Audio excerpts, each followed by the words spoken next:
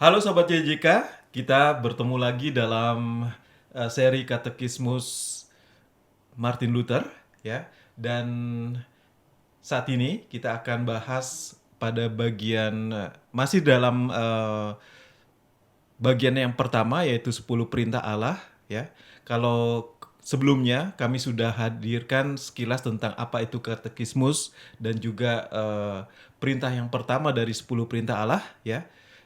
Dan hari ini kita akan bicara atau kita akan bahas 9 perintah Allah yang belum kita bahas kemarin ya, Pak Par. Dan masih bersama saya Chris dan juga dua narasumber saya, yaitu ada Pak Paryama Sembiring, beliau adalah program ministry dan juga store manager dari YJK Bookstore. Apa kabar Pak Par? Puji Tuhan Pak Kris, Ya. sehat? Sehat, puji Tuhan. Dan kita ketemu lagi ya, hari ini masih bahas seputar 10 perintah Allah ya. Iya, Pak Kris. Dan juga ada Pastor Reference Eri Rumengan MA. Beliau adalah pendeta Lutheran. Selamat siang Pak Eri. Selamat siang Pak Kris. Iya, apa kabar Pastor Eri? Puji Tuhan sehat. Ya. Dan sahabat YJK, kita akan lanjutkan kembali dalam bahasan 10 perintah Allah pada hari ini. Dan perintah Allah yang kedua adalah jangan menyebut nama Tuhan Allahmu dengan sembarangan. Ya. Mungkin ingin dijelaskan oleh Pastor Eri, silakan Pastor Eri. Kalau kita lihat esensi dari jangan menyebut nama Tuhan Allahmu dengan sembarangan ini seperti apa nih, Mas? Oke, baik, sebelum kita sampai kepada yang nomor 2, mungkin kita sedikit mengulang sedikit ya, apa sih esensi daripada 10 perintah Allah, supaya kita tetap dalam konteks yang sejalan ya. Tadi pada pembicaraan yang sebelumnya kita mengetahui kenapa Allah itu memberikan 10 perintah ya, itu menandakan otoritas dia sebagai yang maha kudus ya, yang maha kuasa, dan dia memberikan perintah tersebut sebagaimana dia kudus, umatnya juga harus hidup kudus, dan perintah itu dibuat. Nah, kita memahami bahwasanya 10 perintah Tuhan itu bukanlah suatu hal yang gampang dilakukan. Mustahil manusia melakukan tersebut. Nah, timbul pertanyaan besar kemarin kan, kalau ini merupakan suatu hal yang tidak mungkin manusia lakukan sepenuhnya, karena ini bukan hanya bisa dilakukan semaksimal mungkin ya, atau melakukan 9 dari 10 atau 7 dari 10 dan mengusahakannya, tapi harus 10-10-nya dilakukan secara benar, sempurna, sebagaimana Allah itu sempurna. Nah, tentunya kalau kita bicara hal tersebut, ini adalah satu yang mustahil ya. Nah, dengan kita melihat ke 10 perintah Allah itu membuat 10 perintah itu bagaikan cerminan daripada kehidupan kita manusia yang berdosa. Ya, begitu kita melihat hukum tersebut, kita merasa terpuruk. Kita merasa kita tidak punya pegangan ataupun harapan lagi, oleh karena hukum itu berbicara yang jelas dan tegas. Dan hanya ada satu manusia yang memenuhi persyaratan, yaitu tidak berdosa dan melakukan yang benar di hadapan Tuhan. Yang kita temukan hanya dalam pribadi Yesus Kristus. Jadi gunanya daripada 10 perintah ini adalah menuntun kita kembali lagi setelah kita menyadari akan terpurukan kita dalam dosa, kembali lagi kepada Kristus, satu-satunya harapan kita. Ya. Jadi 10 perintah ini, dibalik 10 perintah yaitu hukum, ada berita kabar baik, yaitu apa? Ada Kristus, di mana dialah bisa menjadi tempat tumpuan dan harapan kita, orang-orang yang sebenarnya ini tidak layak. Nah, bergerak dari situ, kemarin kita sudah bicara tentang hukum yang pertama ya. Hukum yang pertama kemarin bicara tentang Jangan ada padamu Allah lain ya. Jangan ada padamu Allah lain ya. Kemarin kita sedikit bicara bahwa Allah itu adalah Allah yang cemburu, bukan dalam pengertian dia butuh perhatian dari kita atau butuh pengakuan dari kita bahwa dia itu adalah Allah yang patut dikasihi, tetapi semata-mata oleh karena dia itu menempatkan bagaimana manusia itu bisa memanfaatkan atau mengambil benefit daripada menghormati Allah yang sesungguhnya. Bukan oleh karena Allah menginginkan dia dihormati, disanjung, dipuji. Karena tanpa sanjungan kita, tanpa pujian kita, tanpa perbuatan baik kita pun, dia memang sudah Allah. Ya, dia tidak akan terpengaruh oleh apapun yang kita lakukan karena dia sudah demikianlah. Allah yang kudus, Allah yang sempurna. Nah, segala sesuatu yang dia katakan cemburu itu merupakan satu perkataan berbalik yang sebenarnya itu untuk kita. Oke? Jadi itu yang pertama. Dan mungkin yang kedua, bicara tentang jangan menyebutkan nama Tuhan dengan sembarangan. Nah, mungkin untuk hal yang mendasarnya, rekan saya Pak Parema akan mungkin membahasnya. Dan kalau ada hal-hal pengembangan daripada yang termasuk daripada penggunaan nama Tuhan ya dengan sembarangan itu, mungkin kita bisa bicara lebih dalam lagi. Silakan Pak Rema. Ya, terima kasih Pastor, terima kasih Pak Kris. Jadi memang hal yang luar biasa ya dari katekismus ini, dan tentunya juga katekismus yang merupakan referensi dari Alkitab itu sendiri ya. Luar biasanya adalah seperti Bible yang ditulis sudah ribuan tahun yang lalu, khususnya 10 perintah Allah ini, dan katekismus yang ditulis oleh Martin Luther yang sudah 500 tahun lebih ya, tetapi masih relate dengan kehidupan kita sekarang ini, masih relevan sekali dengan kehidupan kita saat sekarang ini gitu. Jadi ini sebelum saya coba menjelaskan, ini coba mematahkan argumentasi yang banyak juga beredar di luar sana, karena katekismus sudah ditulis oleh Martin Luther 500 tahun yang lalu, itu sudah tertinggal gitu, sudah nggak relevan di zaman sekarang era ini digital, gitu. ya, era digital. Karena era digital dan sudah modern, dan kulturnya, nilai-nilai budayanya pun sudah sangat jauh sekali. Peradaban sudah berubah dari 5 tahun yang lalu. Nah ini mematahkan argumentasi itu bahwa katekismus dan firman Allah masih sangat relevan sampai dengan saat ini gitu. Khususnya dalam konteks jangan menyebut nama Tuhan Allahmu dengan sembarangan gitu. Ternyata memang penyebutan atau penggunaan atau pemakaian nama Allah dengan sembarangan ini tidak hanya terjadi di zaman dulu ya gitu. Di zaman modern sekarang ini pun masih banyak orang yang memanipulasi nama Tuhan atau nama Allah itu sendiri gitu. Nah, ada beberapa memang bisa kita tarik dari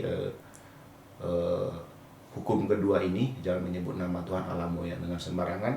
Yang pertama adalah konteks di mana memang nama Allah itu sendiri merupakan nama yang sangat diagungkan, dihormati, atau mungkin bisa dibilang dikultuskan oleh orang Israel gitu, dan tidak boleh disebut memang dengan sembarangan gitu, karena nama Allah itu benar-benar dijunjung tinggi gitu.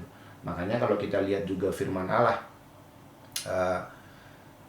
orang Israel pada umumnya tidak menyebut nama Allah, tetapi penyebutan hanya gelarnya saja gitu. Itu merupakan satu bentuk benar-benar orang Israel menghargai nama Allah itu sendiri gitu.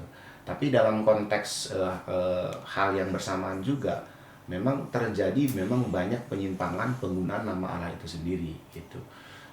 Kalau saya lihat di dalam pengertiannya ya, penggunaan nama Allah ini kalau dari perspektif Martin Luther ketika menulis katekismus ini contohnya adalah penyalahgunaan di dalam bisnis dan politik yang berkaitan dengan kekuasaan dan uang.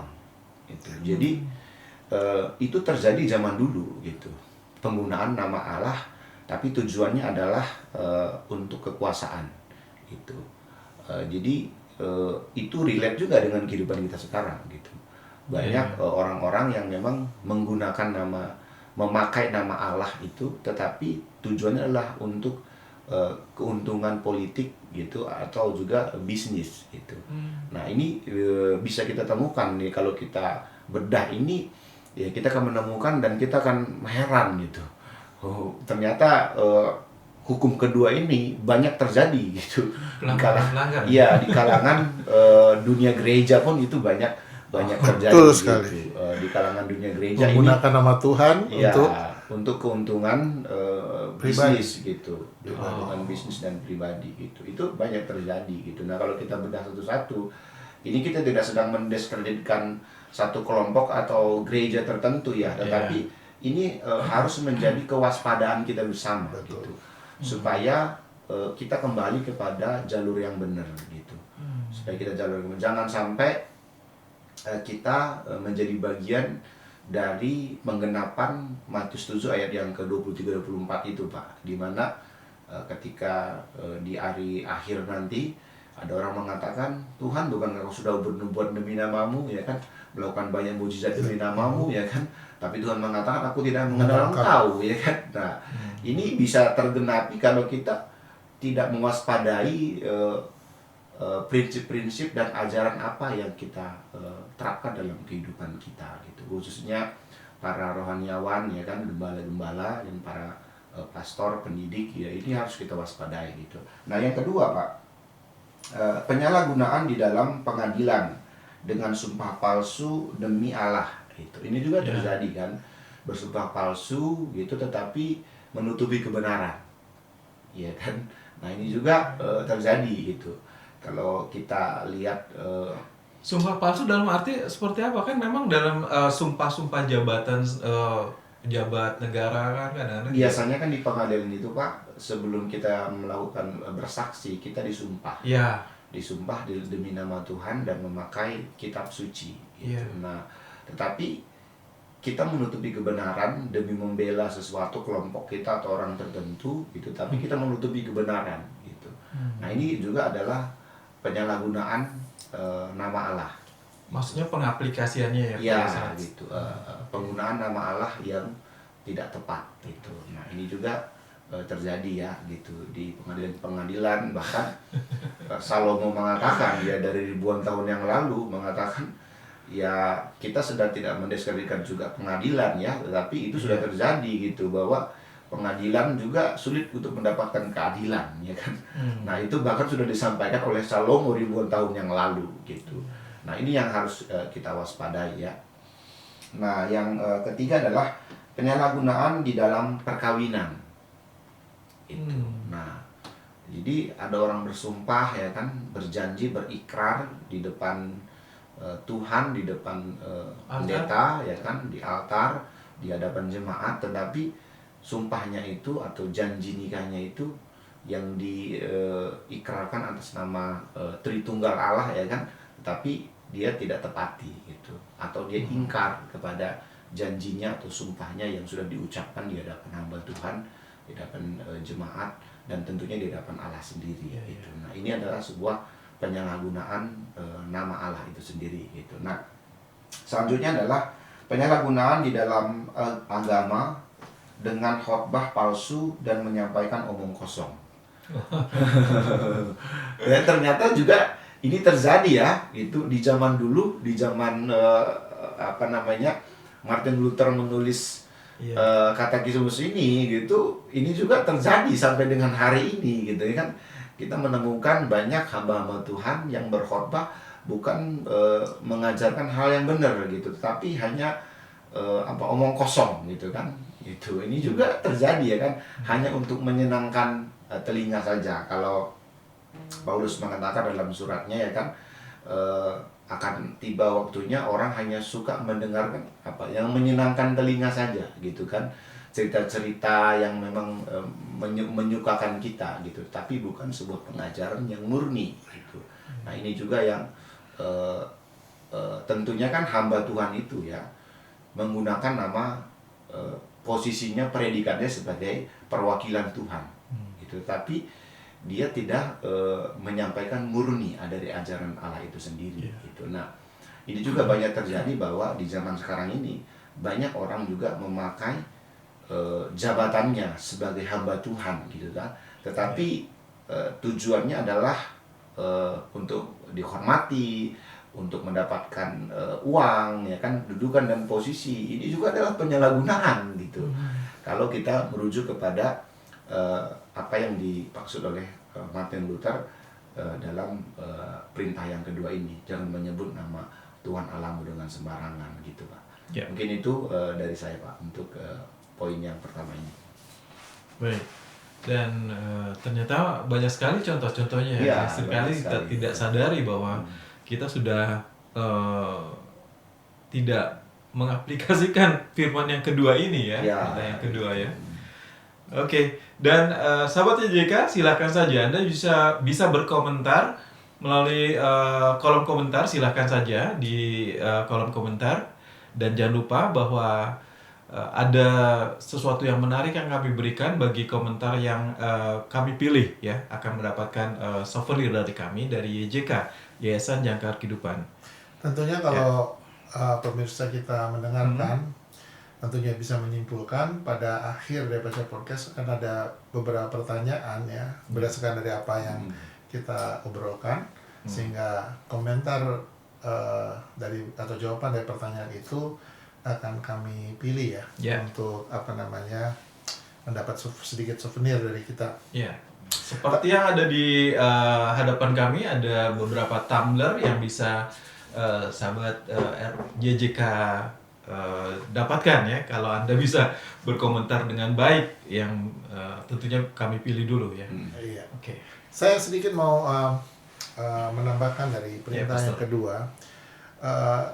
Dikatakan kita tidak boleh menyebutkan nama Tuhan dengan sembarangan, tetapi berarti ada tempatnya kita bisa menyebut nama Tuhan ya. Sebatas kita tidak menyebut dengan sembrono atau sembarangan atau dengan maksud tujuan yang tidak tepat, itu bisa menjadi suatu hal yang istilahnya mendukakan hati Tuhan. Karena apa? Di dalam namanya itu ada kuasa yang tidak bisa hanya sekedar kita mengatakannya dengan sesuatu yang gampangan ya. Tadi seperti tadi contoh Papa yang bilang di pengadilan ya, wah dia itu, tapi aduh, kalau saya itu orang itu terbunuh ya, kasihan juga ya, saya sedikit lah, saya belokkan sedikit, terus dibubuhin dengan nama Tuhan ya, saya ada bersumpah. Saya bersumpah gitu. Waduh, memang kelihatannya menyelamatin orang, berbohong putih ya, tapi tidak memberikan satu paparan atau jawaban yang benar di hadapan hakim. Ini bisa memutarbalikkan fakta ya. Apalagi seorang tokoh agama misalnya ya, dipercayakan sebagai saksi, disumpah di situ, dan dia berkata, dan ada kalau ketidaksengajaan mungkin lain ya, tapi ada yang dia sengaja mengatur kata-katanya untuk berpihak atau istilahnya membela suatu kelompok tertentu. Wah, ini bahaya sekali. Itu baru di pengadilan. Di khotbah juga ya, bagaimana seorang itu menuntun umat yang tidak tahu apa-apa, kemudian kita menggunakan nama Allah, bahwasanya Allah begini, ternyata nggak seperti itu. Tidak menggunakan kesempatan itu dalam mempersiapkan khotbahnya yang benar misalnya ya, dan tidak mempunyai relevansi yang pas ya, mencabut sana, mencabut sini, sehingga konteks satu sama konteks lainnya bertabrakan dan campur baur. Ini menunjukkan keteledoran, dan itu namanya sembarangan ya. Kenapa? Tidak lain dengan orang yang mungkin ada ketidaktahuan atau mungkin kurang berprestasi ya, itu mungkin bisa dimaklumkan ya kalau ada dalam konteks ketidaksengajaan ya, karena Tuhan yang tahu pasti. Tuhan tahu pasti. Jadi ini bukan sekedar istilahnya nama Tuhan itu seperti suatu hal yang menakutkan ya, wah kita harus gimana, tapi lebih kepada fear yang dalam arti penuh hormat ya. Dan pada waktu kita menggunakan nama Tuhan itu betul-betul ada waktu yang tepat ya, tepat yang betul-betul kita melakukannya dengan benar.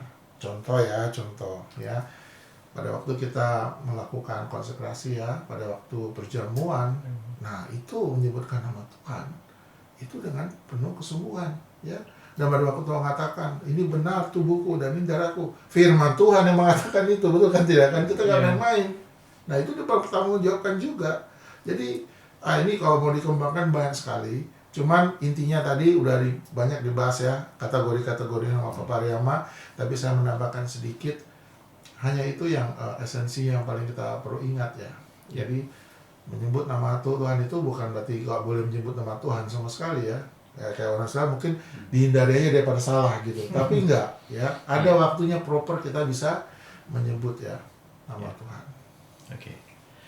Baik, sahabat YJK, kita masih dalam bahasan seputar 10 perintah Allah dan kita sudah masuk dalam bahasan seputar firman atau perintah yang kedua, yaitu jangan menyebut nama Tuhan Allahmu dengan sembarangan. Boleh saya potong sedikit? Oke. Supaya tidak terjadi kesalahpahaman ya. Meskipun kita bilang penomorannya, tapi tolong jangan kita terjerumus terhadap penomorannya ya. Karena beda katekismus, penomorannya juga berbeda ya. Yang penting dalam setiap itu semua esensi dari perintah Allah itu masuk ya. Mau itu di pembagiannya itu berbeda-beda, itu mungkin bagaimana urutan Bapak Gereja itu menentukan. Tetapi kita tetap 10-nya tetap kan, artinya ada ya. Bukan cuma urutan yang mungkin ada sedikit ini, tapi tidak mengurangi sama sekali bahwa 10 itu memang betul-betul nyata gitu kan. Oke, lanjut Pak. Baik, kita masuk dalam perintah yang ketiga dari 10 perintah Allah, adalah ingatlah dan kuduskanlah hari Sabat. Nah, ini menarik ini. Ya. Salah ngomong kita bisa membuat satu kelompok tertentu bisa ini. Pastor, ini kalau bicara soal kuduskanlah hari Sabat, nih kalau di era zaman sekarang ini kan banyak jenis-jenis pekerjaan yang kadang-kadang memang harus mengharuskan ya bekerja di hari-hari waktunya beribadah. Iya, hari Sabtu atau hari Minggu terkadang harus masuk seperti itu. Bagaimana nih Pastor? Iya, nah saya akan langsung bicara esensinya aja ya. Esensinya ya. Dalam pengertian begini, kita diberikan waktu oleh Tuhan untuk kita beraktivitas. Ada satu hari yang kita dedikasikan untuk kita kembali kepada Tuhan, mensyukuri atas perlindungannya, atas pimpinannya, atas tuntunannya, di mana ada begitu banyak waktu yang Tuhan berikan kita untuk berupaya, bekerja, untuk bersama-sama keluarga ya. Tetapi kita dalam perintah ini, Tuhan mengingatkan kita punya waktu dengan Dia secara khusus beribadah secara komunal ya, dalam arti supaya mereka semuanya saling mendoakan, saling mendukung ya, dalam doa juga, dan saling bergandengan tangan ya, sehingga ini menjadi satu komunitas yang kuat gitu.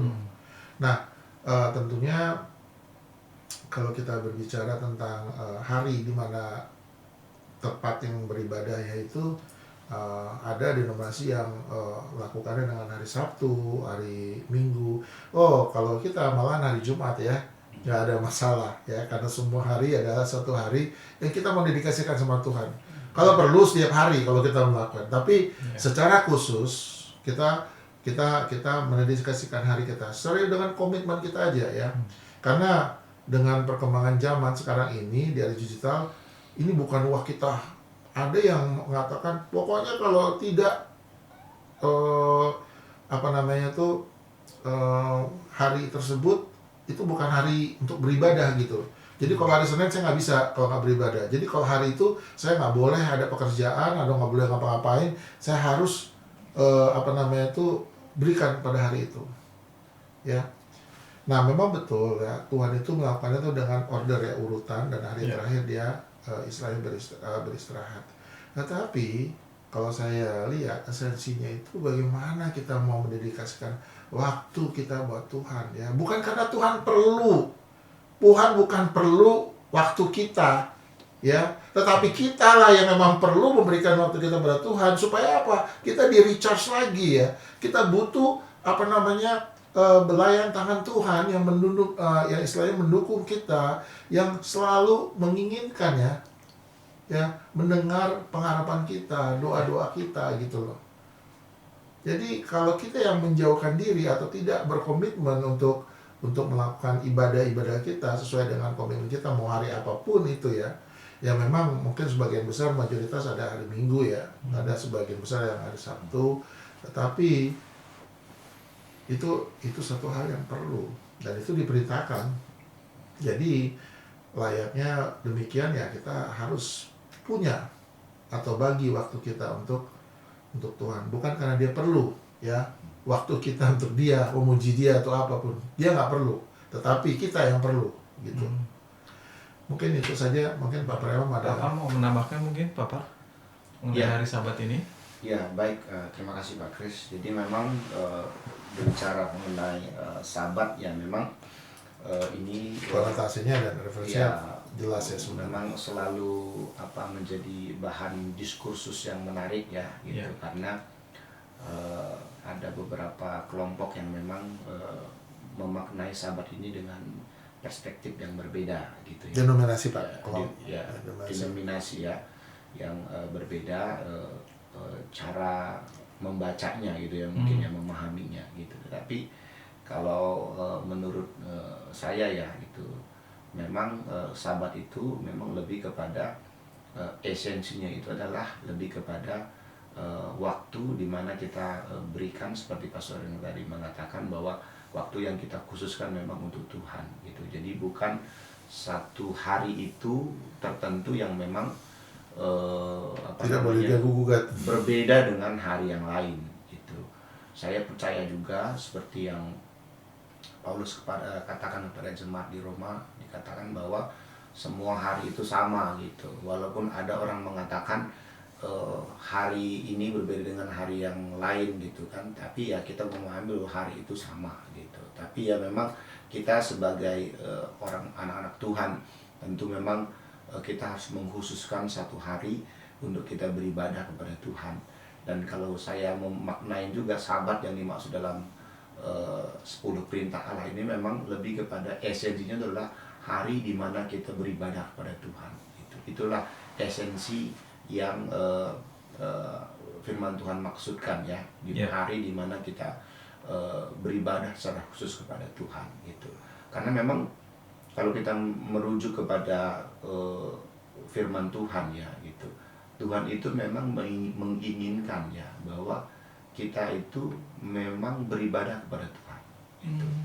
Saya ingat satu peristiwa di mana ketika bangsa Israel keluar dari tanah Mesir menuju tanah perjanjian gitu kan, ketika Musa dan Harun sedang bernegosiasi dengan Firaun pada waktu itu kan, ada satu fase di mana kan Firaun itu mengizinkan orang Israel pergi keluar gitu kan, tetapi tidak membawa harta benda mereka, tidak membawa kambing domba mereka gitu.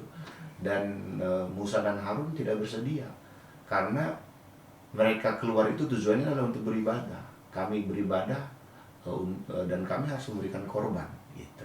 Nah, jadi memang Tuhan itu memang sudah menginginkan ya kita beribadah kepada Tuhan.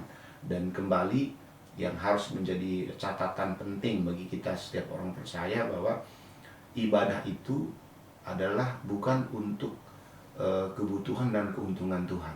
Itu seperti Pastor Chris sampaikan, itu adalah untuk kepentingan dan keuntungan kita gitu.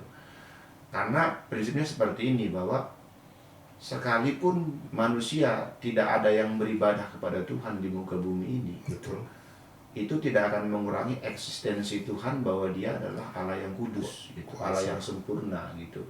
sekalipun tidak ada yang mengagungkan Tuhan, ya dia tetap Allah yang agung gitu, karena dia sempurna adanya. Dan namanya sempurna itu kan berarti definisinya adalah tidak kurang satu apapun. Dan Itu tidak adalah pengaruh sempurna. apapun Iya, juga. tidak mempengaruhi apapun gitu. Dia adalah sempurna. Tidak dipengaruhi maksudnya. Tidak dipengaruhi apapun, karena dia sempurna adanya gitu. Ya. Kalau tidak ada yang menyembah dia, maka ada yang kurang dari Tuhan. Nah, itu salah gitu. Jadi kalau kita datang beribadah, kita menyembah Tuhan, kita berkorban kepada Tuhan, itu semata-mata adalah untuk kita gitu, untuk kepentingan kita gitu. Nah, ini harus dipahami oleh semua orang, bahwa Sabat adalah hari yang memang kita khususkan kepada Tuhan, untuk kita beribadah kepada Tuhan, bukan kepada hari tertentu, tetapi esensinya adalah hari kita beribadah kepada Tuhan. Lebih ke seperti itu, Pak Kris. Baik. Ya, sahabat YJK, silakan saja kalau Anda ingin berkomentar, Anda juga bisa sampaikan komentar Anda di kolom komentar kami, ya.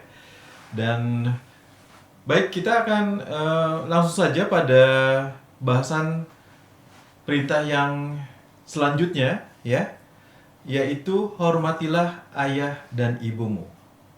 Nah, ini Pastor, bagaimana cara cara menghormati orang tua yang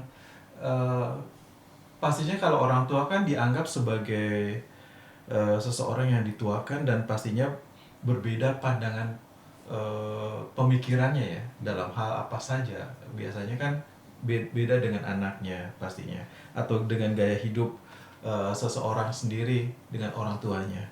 Nah, apakah termasuk juga harus menuruti semua perintah orang tua kita, atau bagaimana? Baik, Pak Kris, ini menarik ya. Bagaimana kalau saya bikin sedikit menggelitik para pemirsa kita, bagaimana kita bisa menghormati orang tua yang sama sekali tidak dalam jalan Tuhan? Apakah kita selalu harus menghormati orang tua kita? Ya, jawabannya iya. Karena kita tidak akan hadir di dunia ini tanpa mereka, ya istilahnya. Bukan berarti menyampaikan Tuhan, tentunya Tuhan yang istilahnya meluaskan semua itu terjadi. Tetapi kenapa Tuhan memang memasukkan perintah ini? Karena memang orang tua itu menjadi wakil Tuhan, ya. Sebenarnya esensinya itu gambaran daripada orang tua itu punya suatu kaitan atau semacam intimasi, ya, antara kayak keluarga, orang tua dan anak, ya. Bagaimana orang tua itu menjadi suri teladan bagi anak-anak mereka. Nah, beda latar belakang budaya, ya. Mungkin di budaya kita orang Chinese, ya, wah, itu orang tua pun leluhur itu penting, ya.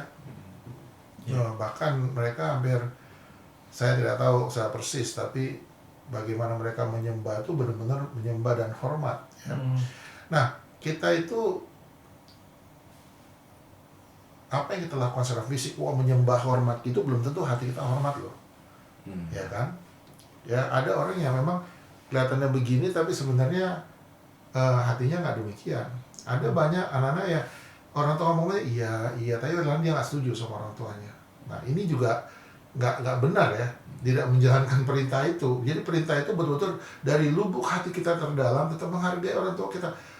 Terlepas orang tua kita memang punya kekurangan, ya, misalnya dia tidak hidup dalam Tuhan, ya, tidak memberikan contoh yang baik, mungkin hidupnya bukan, mungkin orang tua yang tidak memberikan contoh yang baik dalam perkawinan, ya, kawin cerai atau bagaimana.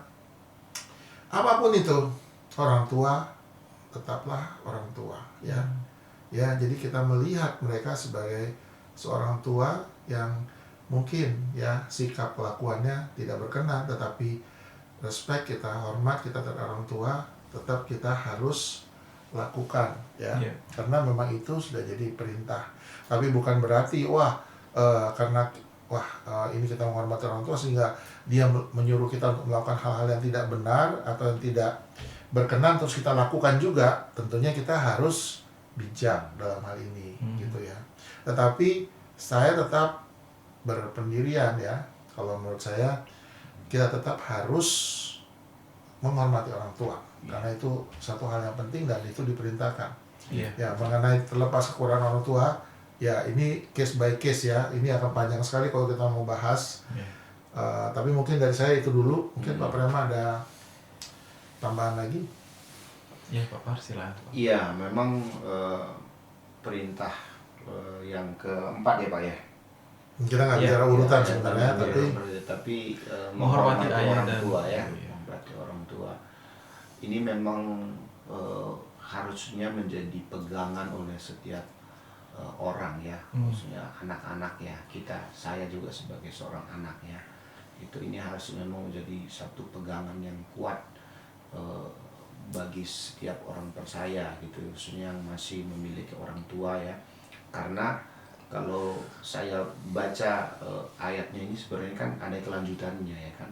Betul. Hormatilah ayah dan ibumu supaya baik keadaanmu, supaya panjang umurmu dan baik keadaanmu di tanah yang diberikan Tuhan Allahmu gitu. Yeah. Jadi saya merasa bahwa ini menyangkut seluruh aspek kehidupan kita gitu. Aspek kehidupan kita selama kita hidup di dunia ini itu sangat erat kaitannya bagaimana seorang anak menempatkan orang tuanya dalam kehidupannya itu. Jadi kalau seringkali kita melihat film-film yang kualat karena nggak menghormati orang tuanya, itu juga memang kayak mana di gudang, Pak. iya, itu juga memang yang firman Tuhan berikan, nilai-nilai itu harus kita pegang gitu sebagai orang percaya gitu, karena dikatakan supaya panjang umur kita dan baik keadaan kita di tanah yang diberikan Tuhan Allah kita gitu. Ini pengalaman pribadi ya, saya banyak menemukan orang-orang yang dalam hidupnya yang memang tidak menghargai dan menghormati orang tuanya. Saya tidak pernah menemukan orang yang hidupnya fine-fine aja, oke-oke aja ya kan, dalam kehidupannya ketika selama hidupnya dia tidak menghargai orang tuanya gitu.